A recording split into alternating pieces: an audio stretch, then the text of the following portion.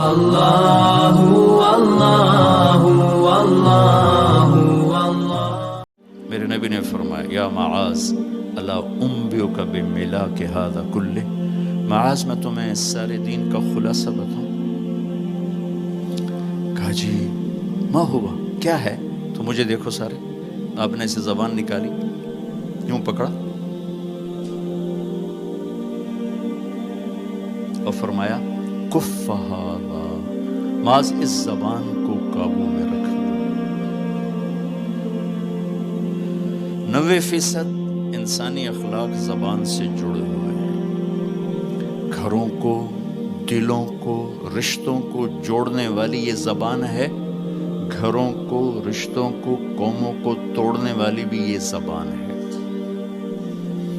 ایک میٹھا بول دل خرید لیتا ہے اور ایک کڑوا بول سمندر کی کڑواہٹ سے بڑھ جاتا۔ میرے رب کی قسم، میٹھے بول کی مٹھاس پوری دنیا کے شہد کے ذخیروں سے زیادہ ہے، اور کڑوے بول کی کڑواہٹ 7 سمندر کی کڑواہٹ سے زیادہ ہے۔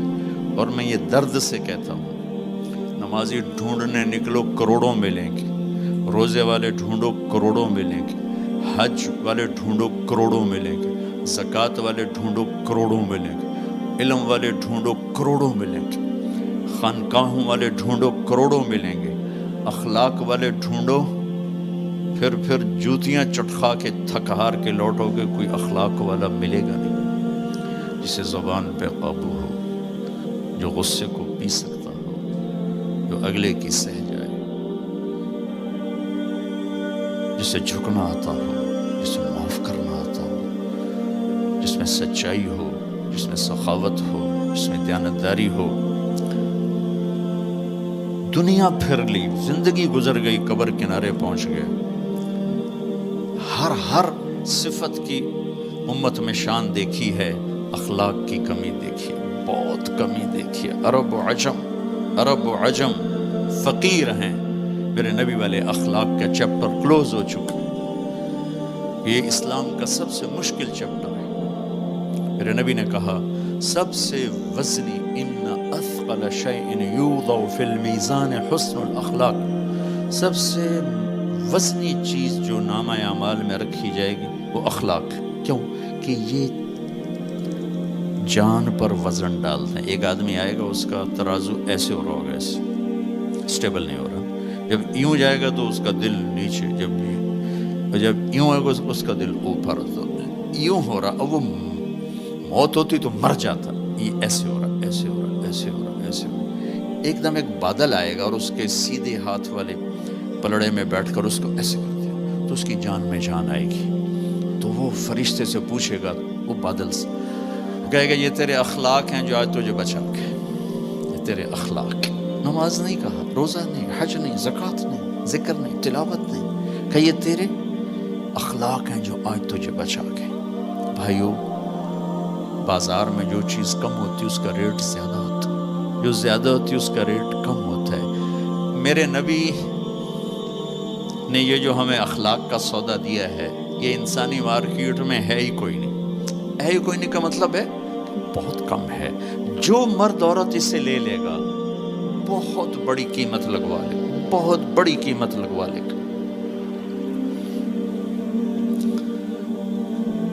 تو میرے نبی نے کہا زبان قابو میں رکھنا۔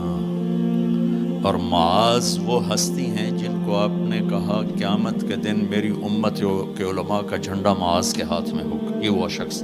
اور میں 4 سال پہلے جماعت میں اردن گیا، ان کی قبر پہ گیا تو خوشبو پھیلی ہوئی تھی، میں سمجھا چادروں کی خوشبو جو قبر پر پڑی تھی۔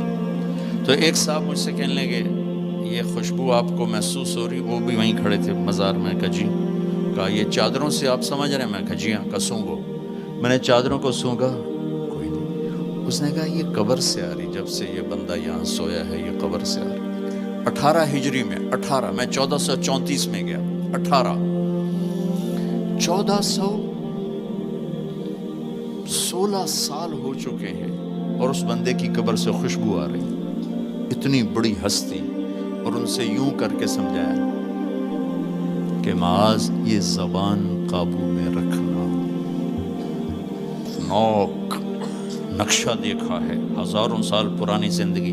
انسان اپنی نیچر میں میٹھے بول کا محتاج ہے اور کڑوے بول کا زہر برداشت نہیں کر سکتا. سانپ کے زہر کا علاج موجود ہے، کڑوے بول کا علاج موجود کوئی نہیں ہے. تو ان سب مستورات سے اپنے آپ سے کہتا ہوں، ہم اپنی زبان کے بول کو میٹھا کر لیں، خاص طور پر رشتوں کے آگے، ماں باپ کے آگے، بیوی کے آگے، بیوی خامند کے آگے، اولاد ماں باپ کے سامنے، ماں باپ اولاد کے سامنے. اپنی اولاد کو بھی عزت دو. میرے نبی نے کہا اکرموا اولادکم، اپنی اولاد کو عزت دو، وہ لوٹ کے تمہاری طرف آئے گی.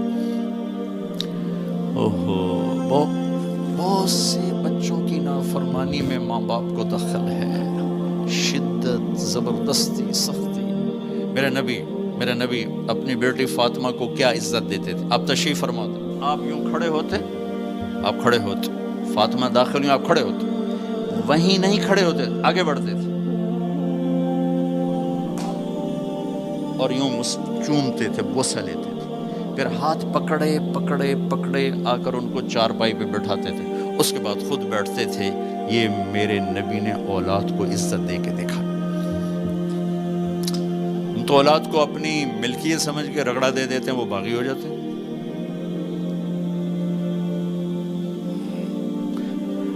رشتوں میں زبان کا استعمال، تعلق میں زبان کا استعمال، یہ انسان کو اونچا اور نیچا کرنے والی بہت بڑی چیز.